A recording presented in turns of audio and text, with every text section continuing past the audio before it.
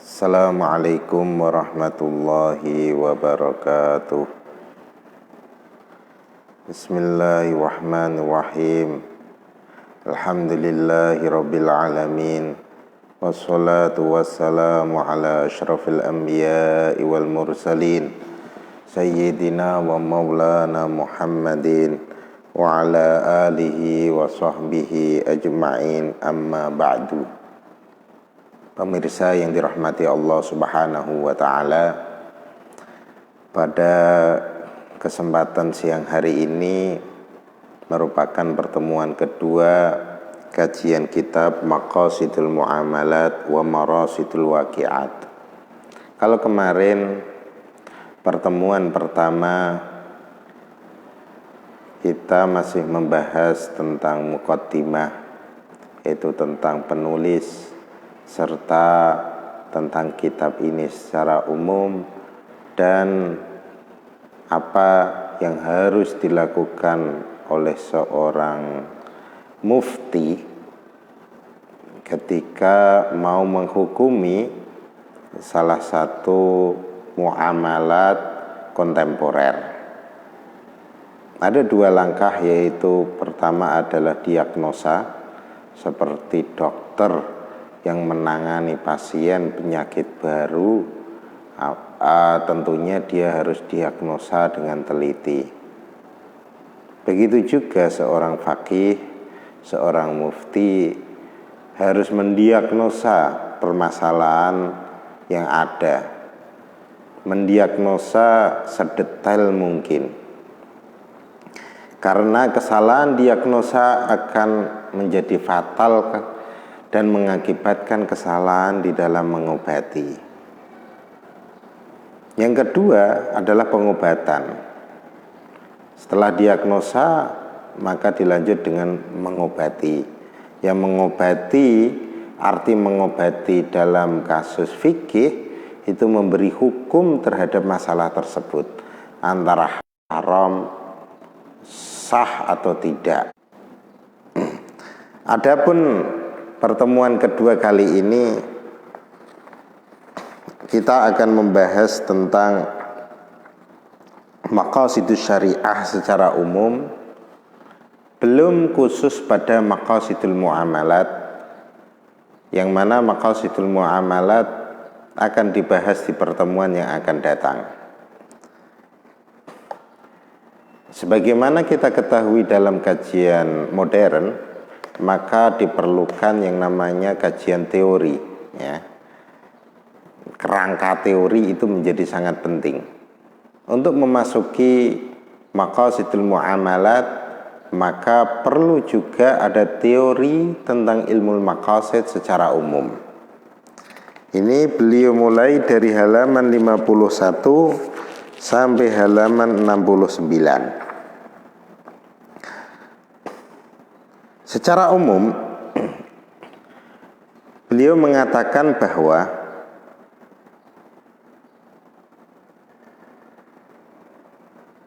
pembagian maqasid menjadi maqasid kulliyah, juz'iyah, ammah, khassah, asliyah, tabi'ah, itu sudah sangat dikenal dalam kajian ilmu maqasidus syariah secara umum.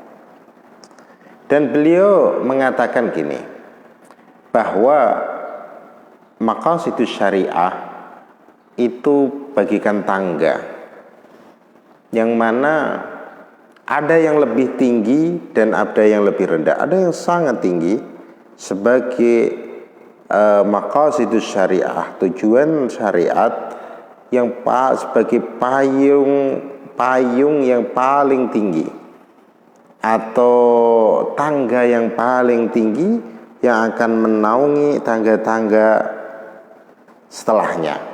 Ini. Jadi maqasidus syariah itu tidak satu level, ya, melainkan berlevel-level. Maqasidus syariah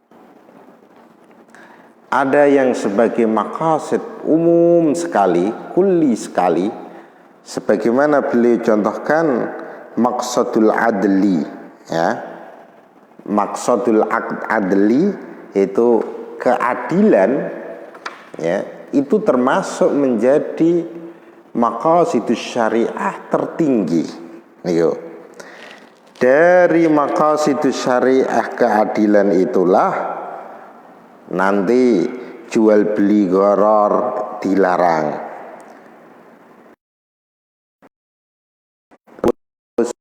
jahalah dilarang. Banyak hadis-hadis tentang jual beli yang terlarang atau transaksi yang terlarang, itu demi menjaga maqasidus syariah. Salah satu maqasidus syariah tertinggi yaitu keadilan. Bahkan Ibnu Arabi menyebut ada 30 akad, ada 37 akad yang dilarang oleh hadis atau nas, ya, Quran maupun hadis. Ada 37 akad. Ada 37 transaksi yang dilarang secara sharih oleh Al-Quran maupun As-Sunnah. Kalau kita teliti, semua itu muaranya adalah pada keadilan. Kenapa dilarang? Karena akad-akad itu mencederai prinsip keadilan. Itu. Jadi keadilan itu merupakan maqsadus syariah yang tertinggi. Begitu juga ada maqsadus syariah, maqasidus syariah yang kulli. Ini dibagi menjadi 3. Yang pertama maqasidus syariah daruri, yang kedua haji, yang ketiga tahsini. Ini sangat penting untuk membedakan gradasi maqasidus syariah ini. Karena gini, ketika maqasidus syariah itu tahsini berlawanan dengan haji, apalagi daruri, maka tahsini itu dikalahkan. Walaupun kita urutan maqasidus syariah, jumhurul ulama mengurutkannya sebagai berikut.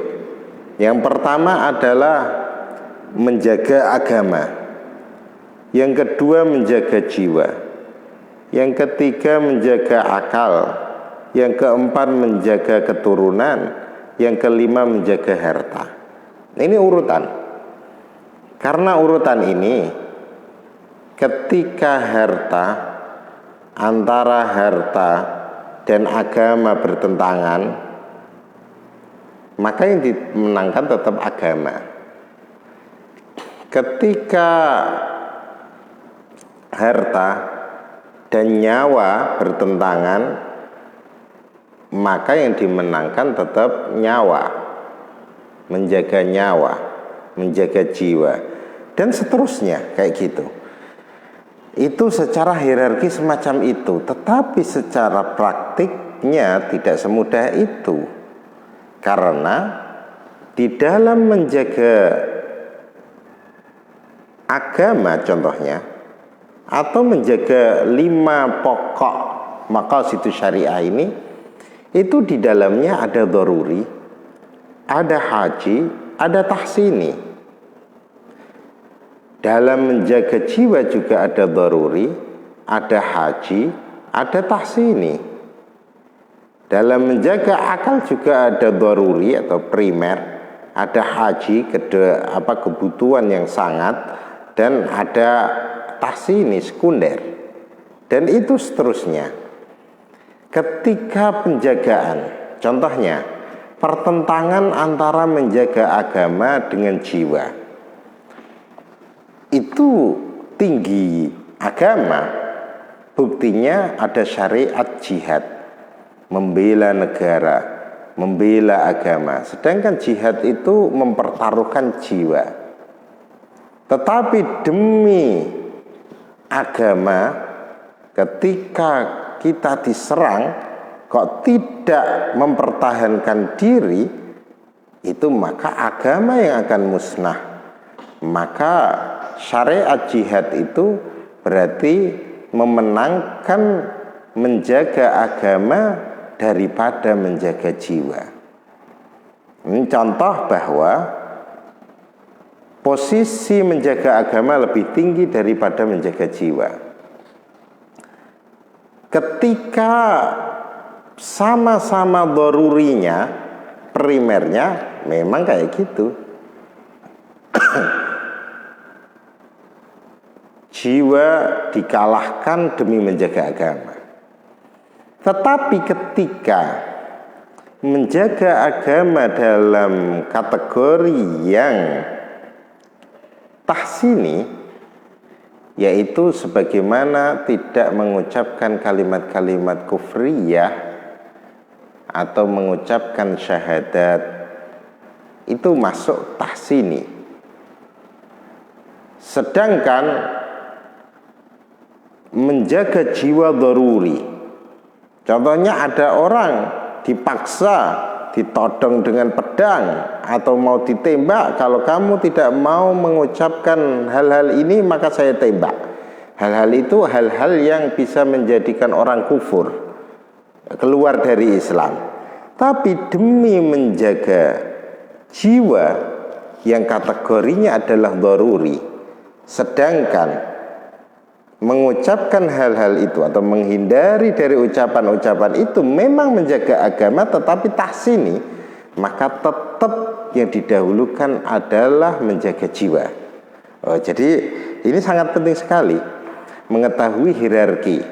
Memang hierarki maqasidus syariah, menjaga agama, menjaga jiwa, menjaga akal, menjaga keturunan, dan menjaga harta, itu hierarki sudah ada dibangun oleh para ulama dulu. Tetapi hierarki mana yang daruri, mana yang haji, mana yang tahsini, ini sangat penting untuk diketahui.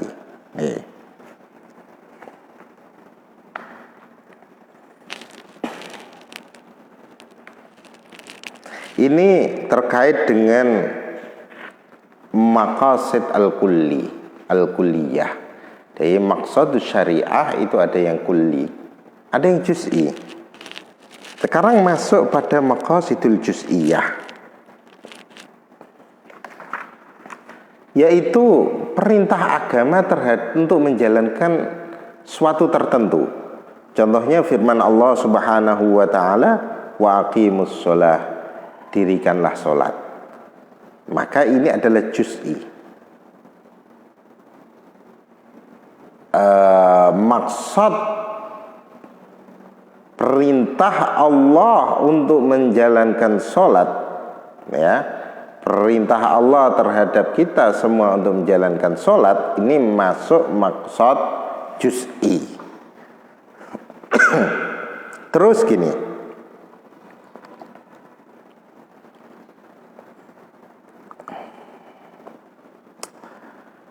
maqasid ini dibagi menjadi dua, terutama maqasid juz'i ini dibagi menjadi dua. Ada maqasid qadariyah al-awil kauniyah, yaitu sunatullah alal khalqi, ya. Ada maqasid tasyri'iyah. Nah, ini sangat penting sekali. Maqasid kauniyah atau maqasid qadariyah atau disebut dengan sunanullah alal khalqi, itu kedudukannya lebih tinggi dibandingkan dengan maqasid tasyri'i.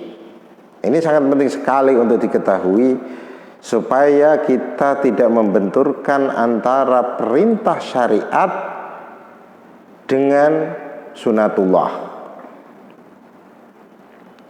Termasuk sunatullah contohnya adalah firman Allah Subhanahu wa ta'ala, huwallazi khalaqakum faminkum kafirun wa minkum mu'min.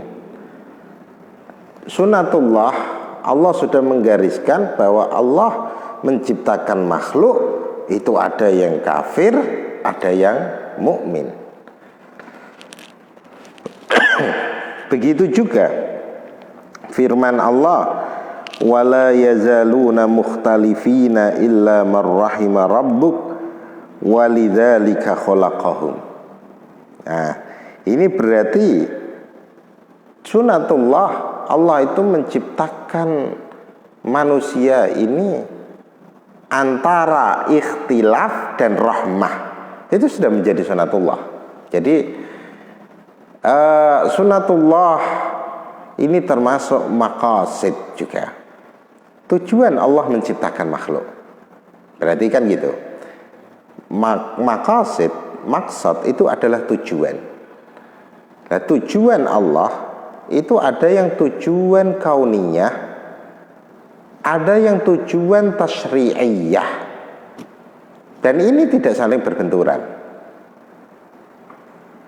Yang kauniyah, sebagaimana yang kauniyah, bahwa Allah Subhanahu wa ta'ala menciptakan makhluk hidup itu ada yang beriman dan ada yang tidak beriman.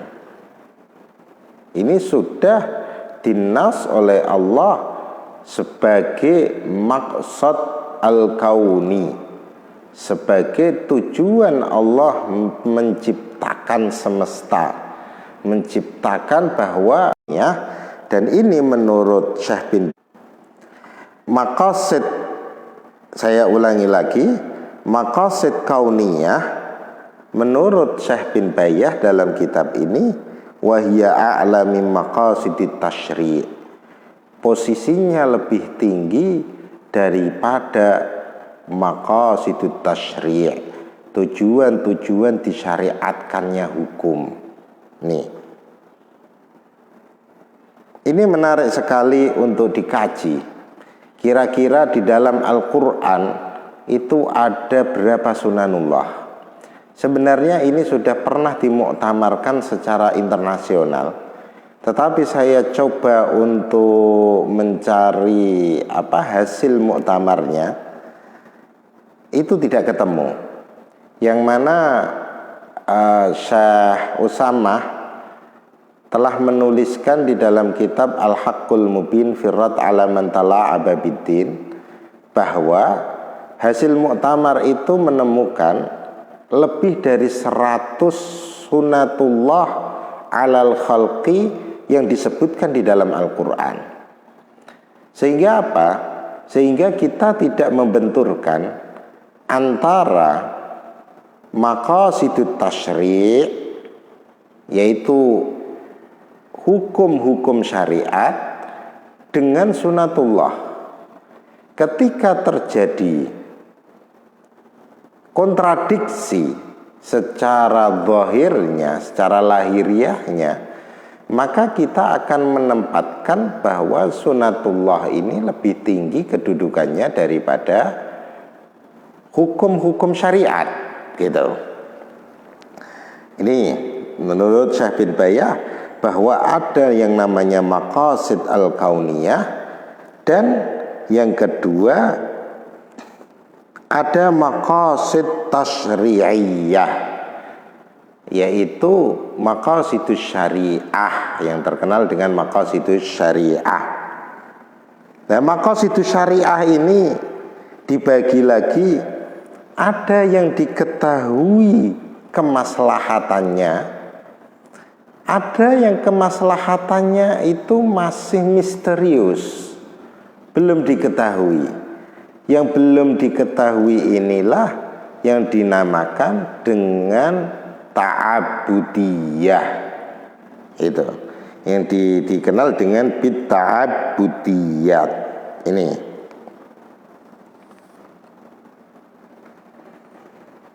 selanjutnya Syekh bin Bayyah akan menjelaskan manahil istinjad bil maqasid. Ini susah sekali ini. Al-istinjad itu tolabun najdah. Tolabun najdah itu berarti minta pertolongan. Ada beberapa hal seorang mufti atau seorang faqih bisa menggunakan maqasidus syariah di dalam menentukan sebuah hukum. Ini maksudnya bab manahil istinjad bil maqasid. Atau bisa dikatakan ini merupakan di mana saja maqasidus syariah bisa diaplikasikan di dalam menentukan hukum.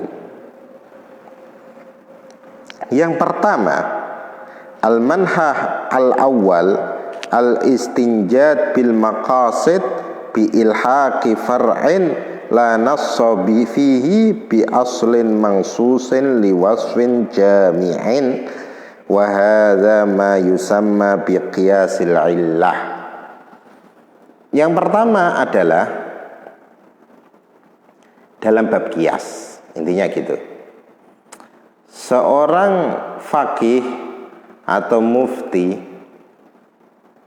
ketika menemukan ada kejadian baru yang mana kejadian tersebut tidak disebutkan di dalam Al-Quran maupun Sunnah, maka dia harus mencari padanan di dalam Al-Quran dan Sunnah yang bisa menjadi landasan qiyas. Dalam qiyas ini, sang mufti atau sang faqih itu mencari yang namanya illat. Illat sebagaimana yang kita ketahui yaitu al-wasfu al-mundhabitu al-munasibu lil hukmi. Sifat yang mundhabit, yang cocok pada hukum, yang menjadi titik poin adalah cocok pada hukum.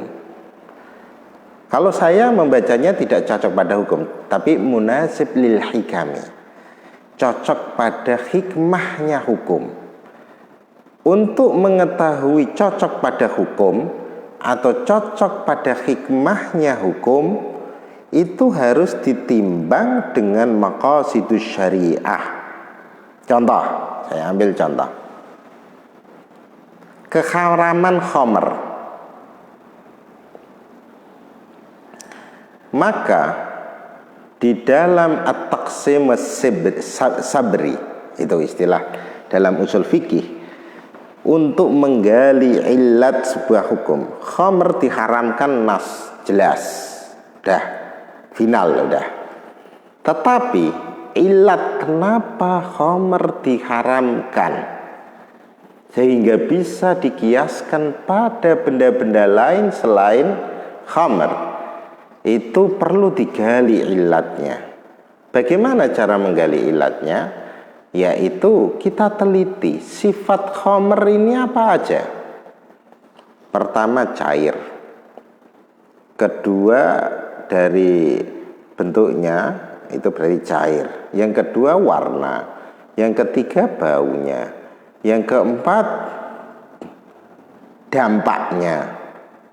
Sifat-sifat ini, cair, warna mungkin kita anggap aja merah, andaikan saja, baunya menyengat gitu, dampaknya memabukkan. Dari 4 sifat ini, kira-kira sifat mana yang sesuai dengan maqasidus syariah? Khamr diharamkan kira-kira untuk menjaga apa? Kalau hanya warna, warna tidak bisa menjaga agama, jiwa, akal, nasab, maupun harta. Kalau hanya benda cairnya saja, tidak ada hubungannya dengan agama, tidak ada hubungannya untuk menjaga akal, dan lain sebagainya. Maka ditemukanlah para ulama sepakat bahwa keharaman khamr, sifat yang menjadikan khamr itu haram itu adalah dampaknya, yaitu merusak akal, memabukkan itu. Karena apa? Karena memabukkan ini itu berlawanan dengan maqasidus syariah, yaitu menjaga. Ini yang namanya inilah yang namanya ilat. Jadi dalam qiyas maqasidus syariah sangat penting untuk menentukan ilat itu. Berikutnya,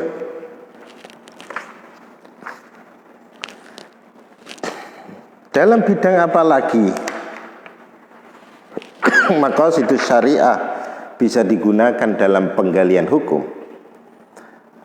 Beliau mengatakan al-manha athani al-udul min muqtada nassin khasin li mukhalafatihi aslan au qa'idatan. Ini untuk menentukan istihsan di dalam mazhab Hanafi. Untuk menentukan istihsan di dalam mazhab Hanafi itu menggunakan maqasidus syariah, ya.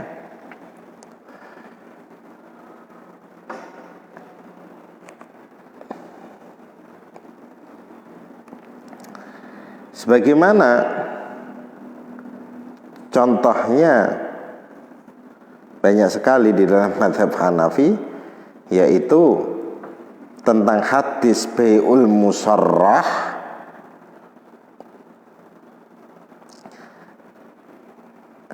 Beliau mengatakan bahwa ini bertentangan dengan larangan bai'ut ta'am bi ta'am nasi'ah itu. Begitu juga sebagaimana hadis dari Ibnu Umar, innal mayyit yu'adzab bi bukai ahli, bahwa mayit disiksa sebab tangisan keluarganya. Ini ditolak oleh Sayyidah Aisyah karena berlawanan dengan Quran, ala taziru waziratu wizra ukhra. Orang lain tidak akan menanggung dosa orang lain. Lalu yang nangis itu keluarga, kok yang menanggung mayit. Ini berarti menanggung dosa orang lain. Nah, ini jadi ini namanya istihsan. Atau dikatakan al-udul am muqtada nassin, lihat maqasidus syariah. Berikutnya, al-manha ats-tsalits al-udul an zahirin nas li qarinatin maqsadiyah, yaitu ada nas yang zahirnya mempunyai makna A, tetapi tidak dipahami secara zahir, melainkan dipahami yang makna B. Ini atau yang disebut dengan takwil, ya. Takwil dilakukan karena ketika tidak ditakwil menyalahi prinsip maqasidus syariah. Sebagaimana Malikiyah dan Hanafiyah mentakwil hadis al-mutabayyi'ani bil khiyar ma lam yatafarraqa.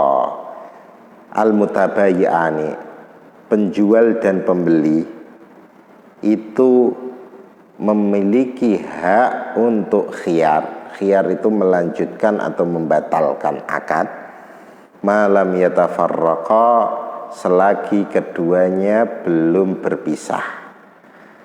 Menurut Malikiyah dan Hanafiyah, mutabayyi'an artinya itu adalah orang yang baru tawar-menawar, al-mutasawimaini itu. Ini aslinya mutabayyi'an kan penjual pembeli, wes akadnya sudah terjadi, wes clear akadnya itu. Tapi oleh Malikiyah dan Hanafiyah ini disebut, ini ditakwil mutasawimaini, yaitu yang masih dalam tahap tawar menawar. Yang keempat, maqasidus syariah itu dibutuhkan untuk penetapan syaddu dzara'i. Syaddu dzara'i itu adalah hukum yang akan terjadi, sesuatu hal yang akan terjadi dari dampak melakukan hal tersebut. Jadi aslinya akad tersebut, transaksi tersebut diperbolehkan. Tetapi kalau kita teliti, dia akan berdampak berbahaya di kemudian hari. Dari situlah maka akad yang awalnya diperbolehkan menjadi dilarang karena melihat dampak yang akan terjadi. Ini namanya syaddu dzara'i. Nah, syaddu dzara'i bisa diterapkan, salah satu syaratnya harus sesuai dengan maqasidus syariah. Ini. Berikutnya al-manha al-khamis taqriru rutbatil hukmi wa naw'il hukmi manatal amri wan nahyi katarjihil jumhur anna amra kitabataini idza tadayantum bidainin ila ajalin musamman faktubu linadbi wal istihbab. Gini, maqasidus syariah juga bisa digunakan untuk menentukan martabat hukum sebuah larangan atau perintah yang ada di dalam Al-Quran maupun Sunnah. Sebagaimana dalam ayat yang menerangkan tentang perintah menulis atau mencatat hutang, itu para jumhurul ulama mengatakan bahwa perintah tersebut adalah perintah sunnah, tidak perintah wajib. Itu. Begitu juga sebagaimana ayat fakatibuhum in alimtum fihi khaira. Ada perintah bagi orang yang memiliki budak yang dia tahu bahwa ini kalau dimerdekakan itu bagus, maka ada perintah untuk melakukan akad kitabah. Akad kitabah itu berarti akad yang mana budak itu disuruh nebus dirinya sendiri.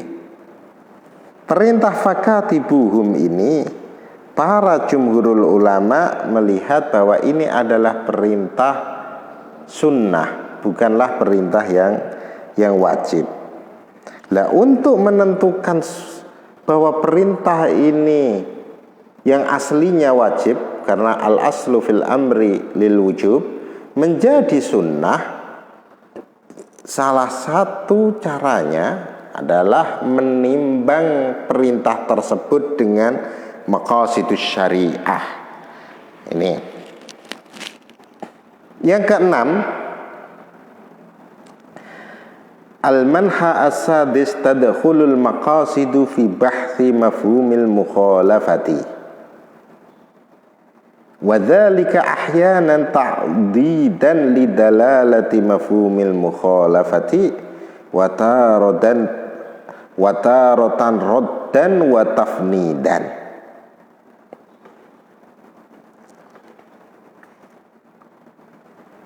Ini maqasidus syariah juga sangat dibutuhkan sekali di dalam memahami teks, terutama dalam pembahasan mafhumul mukhalafah. Sebagaimana kita ketahui, mafhumul mukhalafah itu lawannya dari mantuk, ya, lawan dari mantuk. mafhum mukhalafah ini bisa ditetapkan atau ditolak itu berdasarkan maqasidus syariah.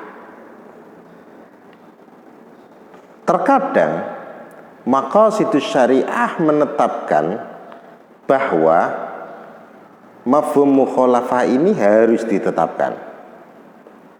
Dan terkadang maqasidus syariah menetapkan bahwa mafhumul mukhalafah ini tidak bisa ditetapkan. Tidak boleh menggunakan mafhumul mukhalafah dalam kasus ini. Dalam satu kasus yang lain, dengan timbangan maqasidus syariah, seorang faqih tahu bahwa ini harus ditetapkan. Ini.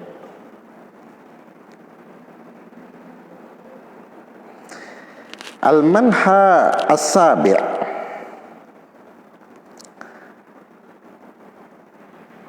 al-istihsan. Al-istihsan bisa diartikan sebagaimana tadi, yaitu al-udul minan nas minan nas al-juz'i, al-udul an muqtadha nassin khas li mukhalafatihi aslan aw qa'idatan. Itu juga termasuk salah satu definisi dari istihsan. Bisa jadi istihsan itu dikatakan adalah sawa'un kana udulan bil mas'ala an nadha'iriha aw mura'atan lil maslahah fi takhsisin amin aw istisna'in bil urfi. Itu intinya gini, intinya bahwa istihsan itu bisa ditetapkan, itu khusus harus mempertimbangkan maqasidus syariah. Jadi istihsan ini khusus untuk mazhab Hanafi, dan definisi istihsan banyak, bentuk-bentuknya banyak. Salah satunya adalah memenangkan qiyas yang khafi daripada qiyas yang jali. Karena apa dimenangkan qiyas khafinya? Karena ini yang selaras dengan maqasidus syariah, sedangkan qiyas yang jali ini bertentangan dengan maqasidus syariah. Kayak gitu. Ini jadi dalam menentukan istihsan, maqasidus syariah berperan penting. Terus yang kedelapan adalah al-farqu bainal maslahah al-mu'tabarah wal maslahah al-mulghah. Ini di dalam bab maslahatul mursalah yang digunakan oleh mazhab Maliki secara khusus. Tetapi setelah diteliti, hasil penelitian Syekh Buti, Syekh Muhammad Sa'id Ramdan Buti di dalam kitab Dhawabitul Maslahah, bahwa maslahatul mursalah yang sesuai dhawabit yang dikatakan oleh Syekh Buti dalam kitabnya itu ada 8 dhawabit. Itu ittifaqu madzahibil arba'ah, menggunakan semuanya. Bahkan di Imam Ghazali itu beliau menganggap bahwa maslahatul mursalah termasuk hujjah itu. Tapi ditekankan oleh Syekh Buti bahwa maslahatul mursalah yang sesuai dengan dhawabit yang beliau tulis dalam kitab Dhawabitul Maslahah yang ada 8 dhawabitnya itu, semua mazhab 4 menggunakannya sebagai hujjah. Nah, salah satu untuk menentukan maslahatul mursalah ini hujjah, sebagai hujjah, itu harus kita tahu membedakan antara maslahah mu'tabarah dan maslahah mulghah. Mana maslahah yang memang benar-benar maslahah, mana maslahah yang fata morgana, yang kita anggap maslahah tetapi tidak maslahah hakikatnya. Maka untuk menentukan maslahah yang mu'tabarah, yang benar-benar maslahah, dan membedakannya dengan maslahah yang hanya fiktif, fata morgana, tidak lain menggunakan timbangan maqasidus syariah. Maqasidus syariah bisa menjadi acuan untuk menentukan ini kemaslahatan benar-benar maslahah atau kemaslahatan yang semu. Itu. Nih.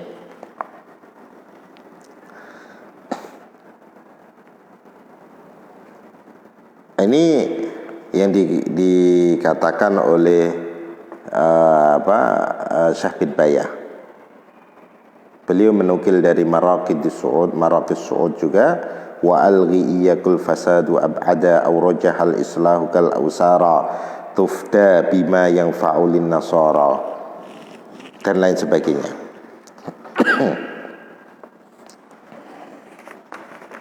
Yang berikutnya, karena ini banyak ini, di dalam bidang apa aja, atau di dalam keilmuan apa aja, kira-kira maqasidus syariah bisa digunakan. Itu ada 15. Ini yang ke-9. Berikutnya yang ke-9 adalah baina ta'abbud wa ma'quliyatun nas. Ini fungsi dari maqasidus syariah juga dalam memahami perintah dan larangan. Itu berfungsi untuk menentukan apakah perintah dan larangan ini adalah ta'abudi yang tidak bisa dinalar, atau ma'quliyatun nas, bisa dinalar. Kalau bisa dinalar, berarti bisa dianalogikan. Al-ahkam tadurru ma'illatiha wujudan wa adaman. Tetapi ketika tidak bisa dinalar, maka tidak bisa dikiaskan dengan yang lain atau dikatakan ta'abudi. Maka sudah saklek kayak gitu, dari sononya istilahnya, sudah dari sononya. Maka untuk menentukan, salah satu cara untuk menentukan apakah perintah dan larangan atau apakah hukum-hukum ini itu ta'abudi, tidak bisa dinalar, atau ma'quliyatun nas, bisa dinalar, yang akan berdampak bisa dikiaskan atau tidak, bisa gugur karena illatnya gugur atau tidak. Salah satu caranya menimbang hal tersebut adalah dengan maqasidus syariah. Nih. Berikutnya yang ke-10.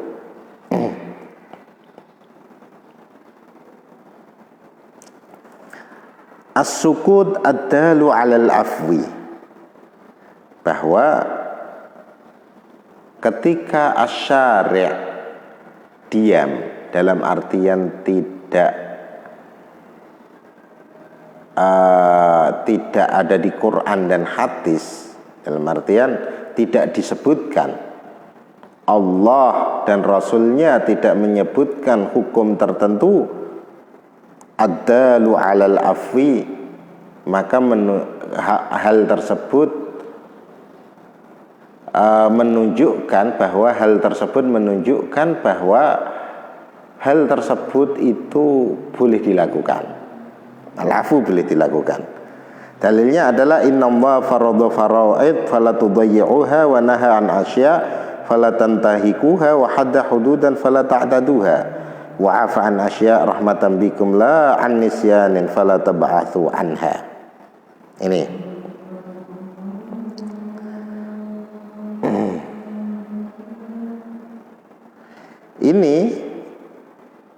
penentuan juga, ya. Bi'tibar ya qisman mustaqilan li anna tarkal istifsal fi ta'amil ladzina utul kitab yadullu ala jawazi dzabhihim. Untuk menentukan apakah sukut ini adal alal afwi atau tidak. Jadi tidak semua sukut itu adal alal afwi. Tidak semua tarku itu menunjukkan pada bolehnya, kebolehan untuk melakukan hal tersebut. Lah bagaimana timbangan untuk mengetahui apakah as-sukut ini adalah alal afwi atau tidak? Maka menggunakan timbangan maqasidus syariah. Ini ke-11 yaitu mura'atu qusudil uqud fit tashih wal ibtal bisyurut. Untuk menentukan akad-akad ini sah atau tidak, yang belum ternas tentunya, belum ada nas di dalam Quran maupun hadis maupun ijma' ulama, maka timbangannya juga maqasidus syariah. Yang ke-13 yaitu untuk menentukan ilat sebuah hal. Contohnya adalah emas perak. Kenapa emas perak ada zakatnya? Kenapa emas perak ada unsur ribawinya? Untuk menentukan hal tersebut, itu pertimbangannya juga maqasidus syariah. Ini. Yang ke-14 adalah fahmu maqasidus syari' min dalalatil lafzi, sawa'un kana lafdzus syari' aw lafdzi rawil hadits mimma yurattib hukman takhtalifu darajatuhu bi ikhtilafis siyaq. Kastimali lafdhin naha fa innahu yadullu ala anal hukm yataratab ala nahyi laysa bil qawi li qiyamil ihtimal wa bisababil ijmal. Betul. Yang berikutnya memahami maqasidus syara' atau maqsadus syara' dari dalalatul lafzi. Ini.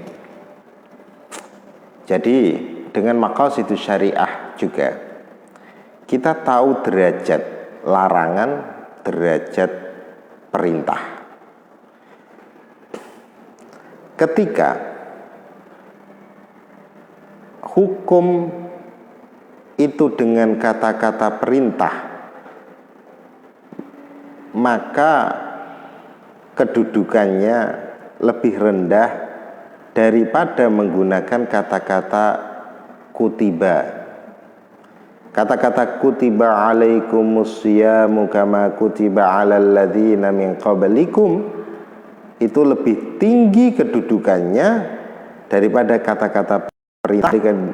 Ada perintah sumu tasihu, kan gitu. Begitu juga hal-hal yang dilarang oleh Allah ketika menggunakan sigat nahi, kedudukannya lebih rendah dibandingkan menggunakan sigat hurrima. Hurrima alaikumul maitatu, hurrimat alaikumul maitatu waddamu walahmul khinziri wa ma uhilla li ghairillah, dan lain sebagainya. Kata-kata hurrima itu larangannya lebih tinggi dan lebih kuat daripada larangan yang menggunakan fi'il nahi, jangan lakukan, atau larangan dari lawan perintah. Karena al-amru bisyai' nahyun audiddih, kan gitu. Tentunya derajatnya adalah yang paling tinggi larangan dengan kata-kata hurrimat. Hurrimat alaikum ummahatukum. Nah, ini larangan yang level tertinggi udah. Adapun larangan la taf'al itu masih muhtamal, bisa jadi haram, bisa jadi makruh. Itu. Begitu juga larangan yang dari amr, al-amru bisyai' amrun bi nahyun an diddih, itu levelnya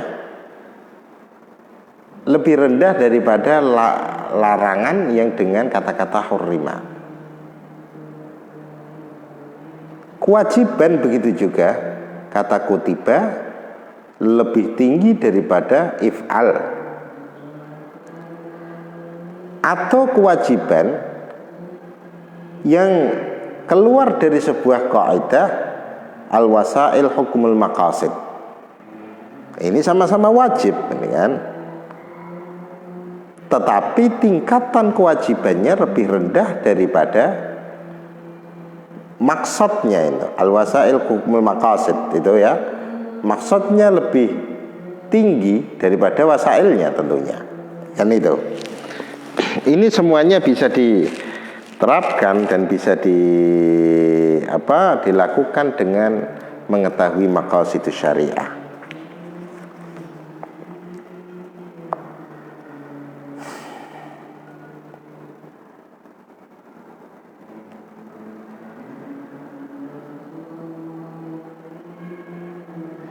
Begitu juga yang ke-15. Yang ke-15 ini beliau mengatakan qad yu'tharu maqsadun 'am yulahidhuhu al-mujtahid min khilali nususin 'iddah fil had fi ta'thiri maqsadin khasin liyukhaffifa 'an ittiradihi wa min ilhahihi fi kullil mahal wa min hadzal qabil ta'thirul hajah fi mamnu'atin dha'ifatin nisbiyatin istisna'i syari' min umumihi wa liquwwatil maslahatil mu'aridati tuqaddimu 'alal 'illati mani'ah. Yaqulu Ibnul Arabi al-qaidah as-sabiha i'tibarul hajah fi tajwizil mamnu' ka'tibari darurah fi tahlilil muharram. Ini yaitu